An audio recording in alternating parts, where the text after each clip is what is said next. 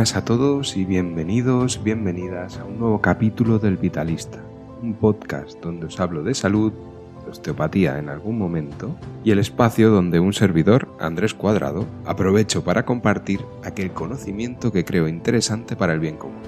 Lo que iba a ser la continuación del capítulo 6 y el 7, un tercer capítulo improvisado que me quedó como muy largo, fue la división del capítulo 7.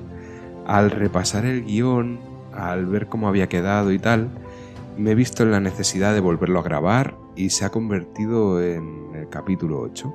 ¿Sí? El capítulo 8, que ha sido una entidad propia.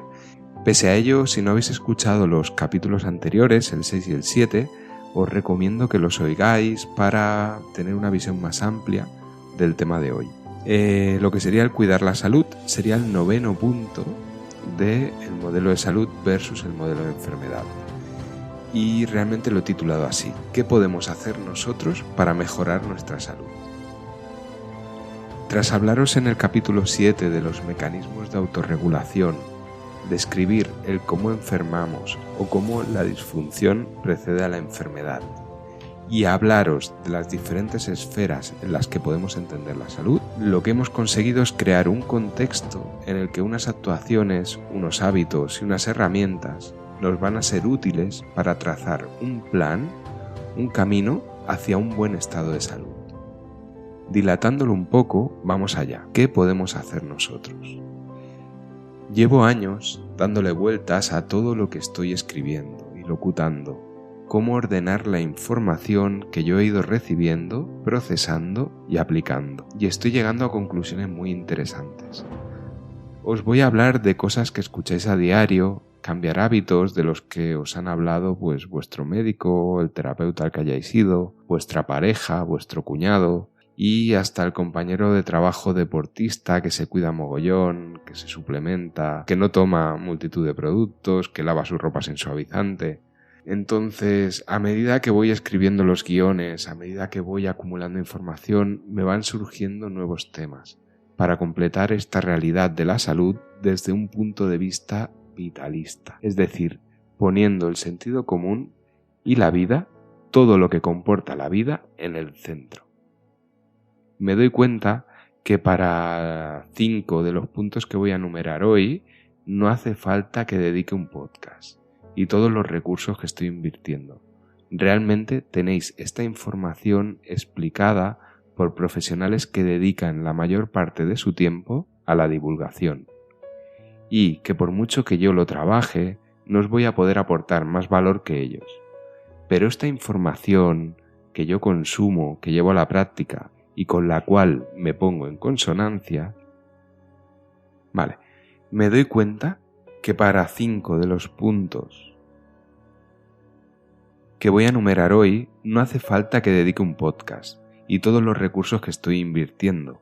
Realmente tenéis esta información explicada por profesionales que dedican la mayor parte de su tiempo a la divulgación y que por mucho que lo trabaje no os voy a poder aportar más que ellos.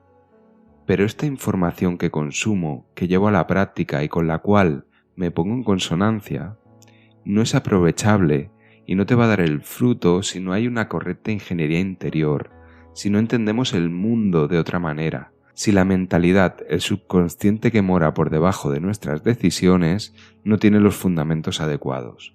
Por lo tanto, el primer punto a trabajar es precisamente este, nuestra ingeniería interior. Este concepto viene directamente de Sadhguru, un autor indio, un gurú, que escribió un libro que se titula de esta manera. Pero no vengo a hablaros del contenido de este libro.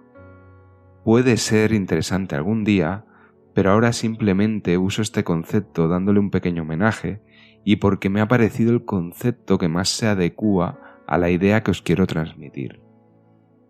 Realmente, el poder presentarte o presentaros formas diferentes de interpretar el mapa que utilizáis para caminar por la vida es el mayor beneficio que creo que te puede aportar este podcast.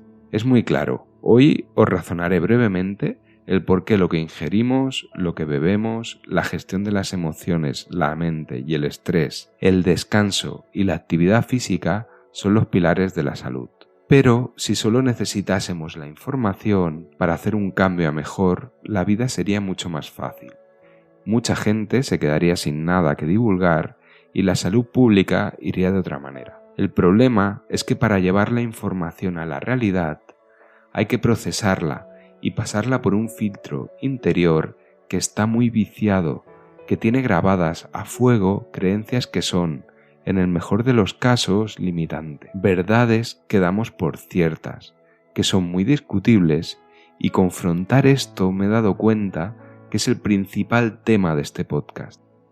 Un adelanto es que en capítulos que vendrán afrontaremos temas como la inflamación o síntomas como la fiebre y les daremos una visión diferente. Me alargo aquí y quiero volver a entrar en mi experiencia personal. Empecé a querer cuidarme allá por 2012 con 29 años. Me empezaron a hablar de todo esto que os estoy relatando ahora y, obviamente, cuando te cuentan que cuidando tu salud vivirás mejor, consumirás menos recursos sanitarios y tendrás un camino más pleno y funcional, pues te pones a ello.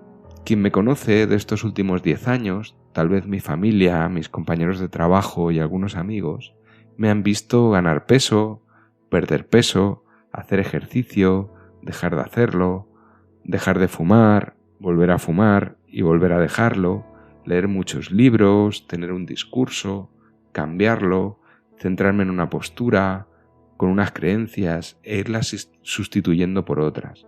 Por ejemplo, vivir un 90% en el trabajo, con la mente en el trabajo, pero poco a poco repartirme hacia otras áreas de influencia. Más vida familiar, nuevos proyectos y trazar un plan y un camino, siempre reclutando información, poniéndola en práctica y valorando pros y contras. 10 años se dice pronto.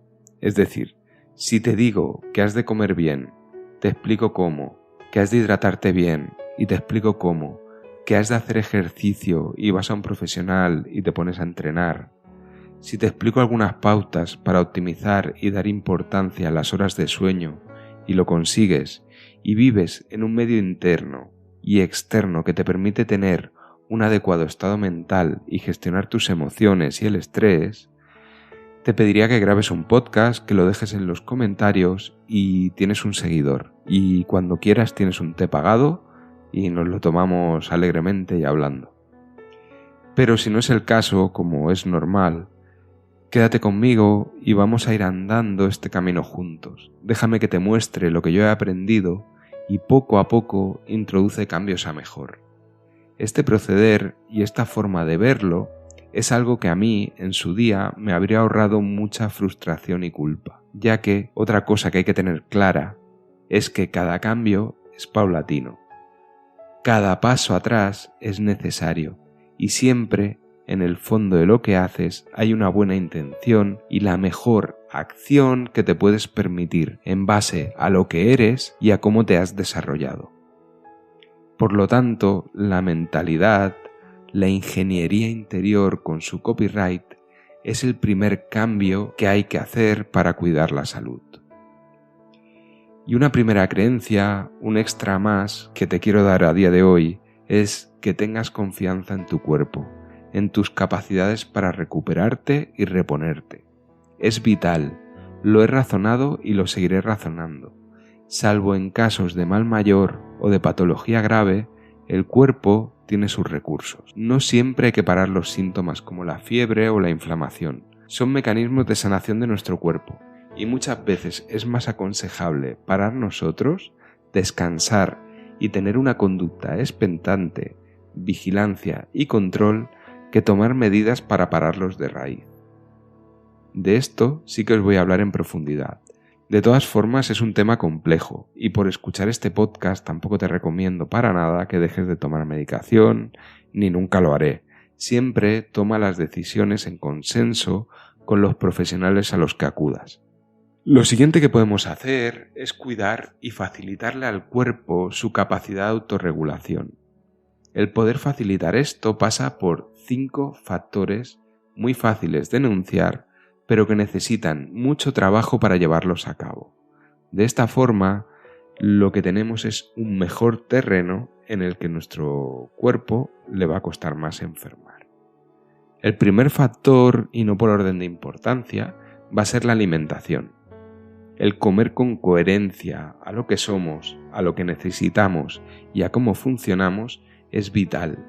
¿Te has planteado alguna vez cómo te sienta lo que comes? ¿Realmente cuando te sientas a comer tienes hambre? ¿Los alimentos que comes te aportan aquello que necesitas? ¿Cómo vas de energía? ¿Tienes algún síntoma o inflamación a nivel abdominal? Veréis que es un tema muy interesante, pero las premisas básicas son: busca el comer menos veces al día, a poder ser entre 1 vez y 3 veces. Come con hambre, come alimentos, no productos procesados. Hay mucha gente en redes, en medios de comunicación, autores de libros y multitud de cursos que abogan por esto. A día de hoy hay un punto de marketing y de moda muy importante, pero en sus fundamentos, en lo que se dice a este nivel, hay mucha consistencia y es una corriente que, en mi opinión, ha venido para quedarse. El segundo factor a tener en cuenta sería el sueño. El descanso es primordial y muchas veces el tiempo destinado al descanso queda delegado al trabajo, al ocio o a proyectos personales. Me incluyo en ello, pensar que los guiones, la locución y el estudio siempre los dejo desplazados al tiempo que debería ser para descansar. El cuerpo aprovecha el descanso nocturno para una serie de reacciones de reparación celular, de órganos y de tejidos, y limpiar el organismo. Es lógico, ya que cuando tenemos que trabajar, o en nuestros orígenes, cuando teníamos que cazar y sobrevivir, no está el cuerpo para llenar los almacenes, para limpiarse, para reponerse. Necesita hacer estas actividades en momentos de descanso. Cuando dormimos se ve potenciada la digestión, baja la frecuencia respiratoria y cardíaca, se inicia una actividad diferente a nivel del sistema nervioso y esto nos permite recuperar e iniciar el día siguiente con nuestras capacidades óptimas. No se trata de decirte que duermas 7 o 8 o 9 horas al día, sino que analices si las horas que dedicas a dormir son suficientes para ti. Si te levantas descansado, que le des importancia al sueño y relativices u organices el resto de tus proyectos para poder dormir aquello que necesitas. Por lo tanto, el sueño es vital. Conseguir dormir bien y sin no tomar las medidas o consultar al profesional que pueda ayudarte a cumplir este objetivo es algo importante. Tomar medidas no quiere decir paliar el insomnio con un medicamento que facilite el sueño. Mejor empezar, por ejemplo, con aumentar tu actividad para cansarte durante el día, evitar comidas pesadas por la noche, establecer un descenso progresivo de la actividad mental a medida que baje el sol, si vives en un país donde el sol baja. Organizarte tu día para que la noche quede reservada al sueño. Y a partir de ahí, cada uno valorar cómo es su sueño y por dónde puede intervenir. De esto os hablaré. Ahora solo quería dar la idea de que el insomnio o los problemas que rodean a la conciliación y el mantenimiento del sueño no son un síntoma que se pueda paliar con una pastilla mágica. Es toda una entidad a valorar y tratar. Vamos con el tercer factor, la hidratación. Beber agua con minerales, nada más. Hidratarse durante el día. Los momentos ideales son aquellos en los que tengas sed. Hay que entrenar y recuperar la sed. Si os paráis a pensar, veréis que la mayoría tomamos líquidos desde que nos levantamos. Cafés, tés, bebidas azucaradas, zumos, que no dejan de ser lo mismo. Y tenemos anulada la sed, que no deja de ser una alarma del cuerpo ante la falta de líquidos, pero también de minerales. Solo beber agua y esperar a tener sed sería un buen consejo para empezar. Si no es posible, podemos empezar por beber por la mañana, tras toda la noche sin beber, y por la noche para facilitar las reacciones que se dan en tu cuerpo. Y, paralelamente, buscar y entrenar esta sensación de sed, dejando de beber otros líquidos que no sean agua. El cuarto factor a tener en cuenta, y no por orden de importancia, es el movimiento. La actividad física y su forma controlada, el ejercicio. Si no lo practicas habitualmente y quieres empezar, sé que sería el perfil que más se beneficia de esta información, no es algo complicado realmente. Para la mayoría de patologías o disfunciones en salud, el ejercicio ha demostrado resultados correctos. Y si tienes dudas de si te puede perjudicar, que es difícil, tu médico o cualquier profesional de la salud te podrá asesorar. En caso de que no tengas contraindicado el ejercicio, que conozco muy pocos casos en los que esto se contraindique, lo que se ha visto es que el ejercicio aeróbico, es decir, el ejercicio que te hace cansarte y gastar oxígeno, combinado con el ejercicio de fuerza, son los que más beneficios tienen. Es decir, que si no haces ejercicio habitualmente, salir a caminar a un buen ritmo, que te cueste un poquito hablar y con esta idea hacer bicicleta estática o bicicleta, natación, carrera, remo, lo que más te guste y lo que más se adapte a tu nivel físico. Y paralelamente hacer una pequeña pauta de ejercicios de fuerza. Inicialmente puede ser algo sencillo como 2-3 series de sentadillas o simplemente levantarte una silla 10 veces, subir escaleras, unas planchas abdominales, por ejemplo, algún ejercicio para trabajar los músculos de extremidades superiores con gomas o simplemente flexiones contra una pared, hacer dominadas pero con un soporte con las extremidades inferiores. Hay muchísimos ejercicios que existen y que son para principiantes y que te pueden ayudar a entrar en esta dinámica del ejercicio físico. Son cosas que te van a reportar más beneficio que perjuicio, salvo esas agujetas iniciales y que no dejan de ser parte del proceso y algo que nos puede resultar incluso agradable. No es necesario hacerlo cada día, empieza por 2 o 3 días a la semana y con una intensidad progresiva según tu estado físico. Puedes ir fijándote en tus pulsaciones, por ejemplo, y en qué nivel de cansancio estás cuando subes a cierto nivel, e ir contrastando con el paso del tiempo, con esta sensación de cansancio si aparece más tarde o a mayor o menor frecuencia cardíaca. Y por otro lado hay preparadores físicos, entrenadores, fisioterapeutas que se especializan en ejercicio físico terapéutico. No es mi caso, por eso, pero sí que el ejercicio realmente es una herramienta que cada vez uso más. Por último, la gestión emocional, la gestión del estrés, y aquí es donde ya dije en su día que tenía menos herramientas y tal vez donde todo se vuelve más individualizado. Pero algo básico y algo de lo que ya os he hablado es el autoconocimiento, saber qué emociones aparecen en los diferentes momentos y darte el privilegio de sentirlas y en la medida de lo posible no recrearte y que tu mente no persiga aquellas emociones que te son dañinas. Algo que también está en auge a este nivel es la atención plena y la meditación, desde luego una herramienta muy útil e interesante. Pero sobre todo, algo aún más importante es que seas capaz de estar dispuesto a pedir ayuda cuando la necesites. No se trata de tener un estado emocional lineal, como ya os dije, y estar siempre feliz y alegre, pero sí vivir en un estado de equilibrio, es decir, vivir el estrés y vivir el descanso. Poder focalizarte y andar el camino del que os hablé en el capítulo 3 con el mejor estado posible y siendo tú el que tome las arras o el que gobierne tu vida. Creo que he llegado hasta aquí, he abusado bastante de tu paciencia.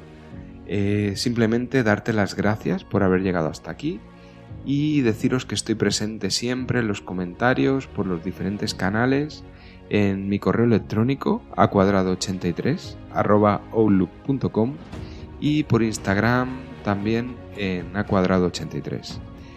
Sin nada más que decir, a día de hoy, un placer muy grande y hasta siempre.